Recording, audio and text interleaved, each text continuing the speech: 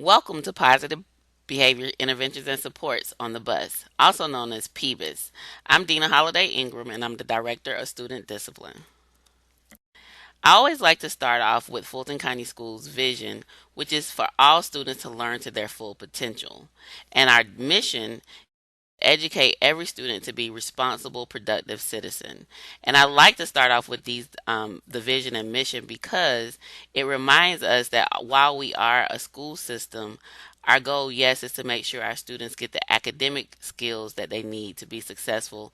But to be a responsible and productive citizen speaks to the need for them to be well rounded and to have positive social and emotional skills.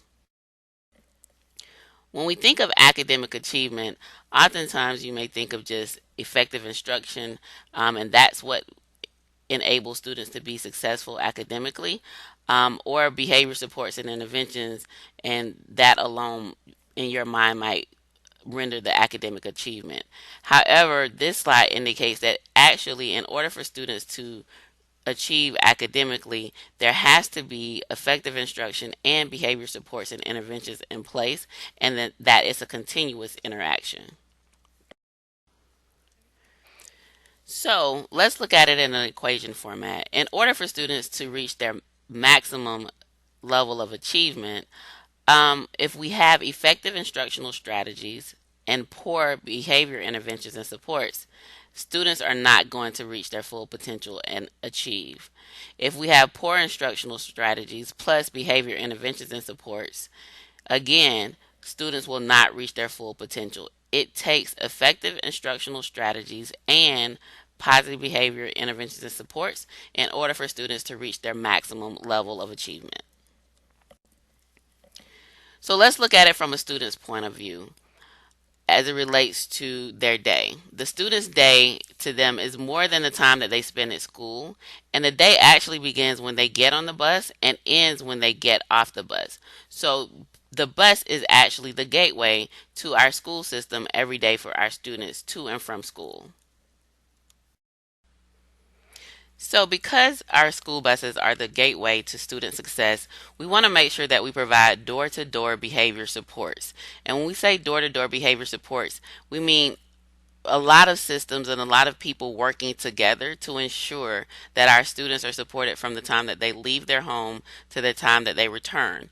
And so this requires adults in the school setting working together.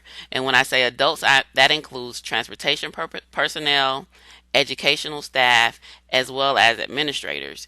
And students should be taught what it means to be safe while riding the bus and how to behave appropriately on the bus. We have to increase our positive interactions with students because that has tremendous power. And when students misbehave, we have to intervene immediately in a calm and consistent manner. So you may be laughing at this point at this picture, but when we intervene with students who misbehave, we have to remember that students are not born bad, and have to believe that we actually can change and improve things and improve their behavior. And we do that by teaching them positive behaviors and positive social and emotional skills, because children are born with a clean slate and they become a product of their experiences and what they learn. And so we want to make sure that we actually help them learn to make better decisions, because there's no bad children. They might just make bad decisions, and as adults, it's our role to help them make better decisions through positive behavior intervention supports.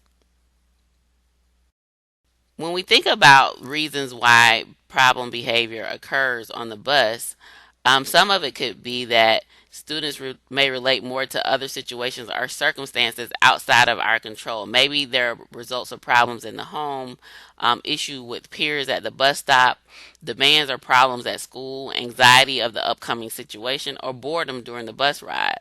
Also may relate to stressors in the environment, including oversleeping, rushing, arguing with a parent, or maybe more likely when coupled with physical distress, illness, or mental health issues like being hungry, irritable, having a headache, having depression or bipolar mood disorders.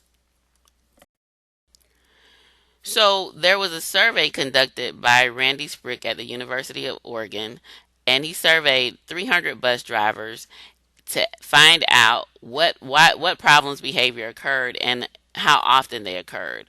And as a result of that study, it revealed that the problems that occurred most frequently on the bus were students moving out of their seat. That occurred 68% of the time.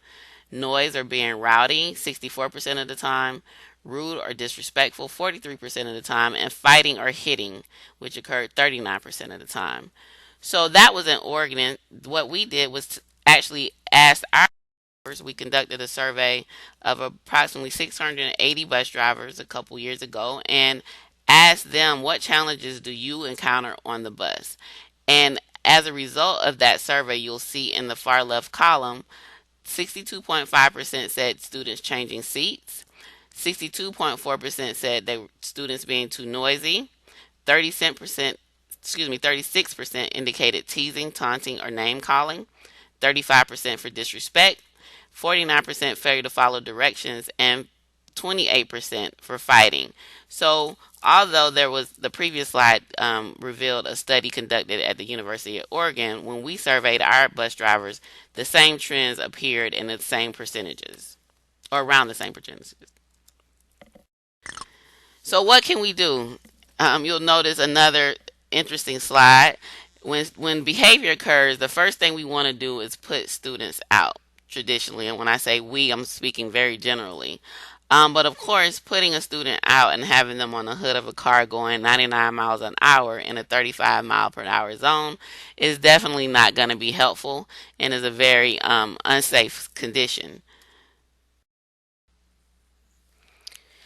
So instead of putting a student on a hood of a car and putting them out when they misbehave, what we need to do to address these challenges is we want to switch from a reactive approach of being upset when things happen or where students behave in a way that we prefer that they not, to a proactive approach where we actually try to get in front of the behavior. We actually work with students, encourage them, and teach them what positive social emotional skills they need to be successful, and also provide them positive behavior interventions and supports in order to correct their behavior and help them be successful.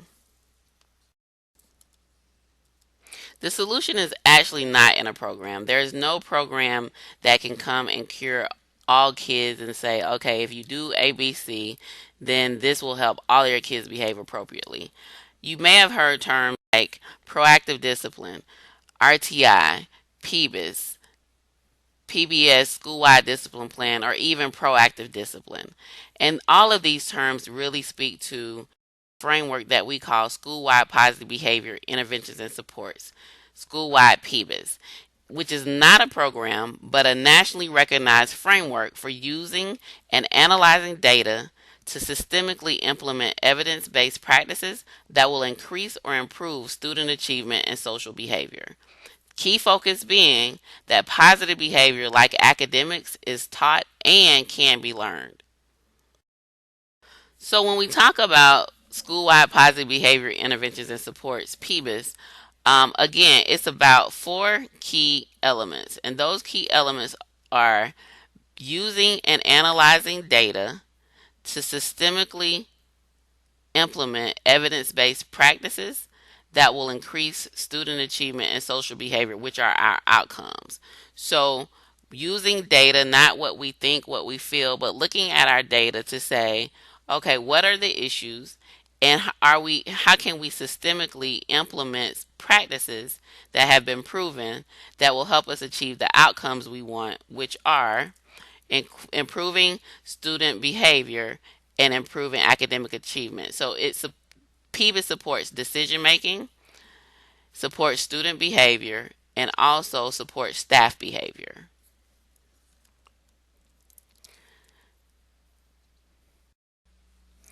Let's look at the amount of time lost to processing or handling discipline referrals.